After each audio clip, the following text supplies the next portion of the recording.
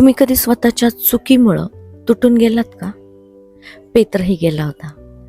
पेत्र, प्रेषित पेत्र, येशू ख्रिस्ताच्या सगळ्यात जवळचा शिष्य. तो म्हणाला होता, प्रभू मी तुझ्यासाठी जीवही देईन. पण परीक्षेची वेळ आली आणि लोकांच्या भीतीमुळे त्याने प्रभू येशू ख्रिस्ताला 3 वेळा नाकारलं. कोंबडा हरवला आणि पेत्राला शब्द आठवले.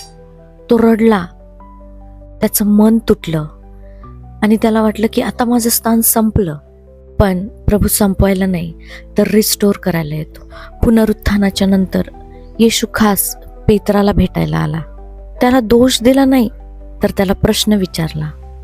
प्रभू येशू म्हणतो, पेत्रा तू माझ्यावर प्रेम करतोस का?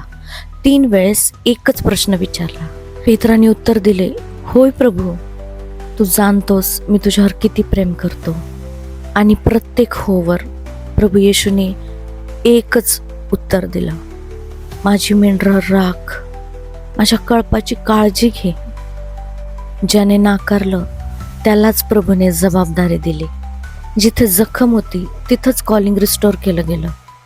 कारण प्रभूचं प्रेम तुमच्या चुकांपेक्षा मोठं आहे. तो तुटलेल्याला उचलतो, धुतो आणि नव्या शक्तीने पाठवतो. मी आज प्रभू येशूच्या जिवंत नावामध्ये तुमच्या जीवनावर घोषणा करते की आज प्रभू येशू तुमचं आयुष्य नव्याने रिस्टोर करत आहे, येशूच्या सामर्थ्य नावात.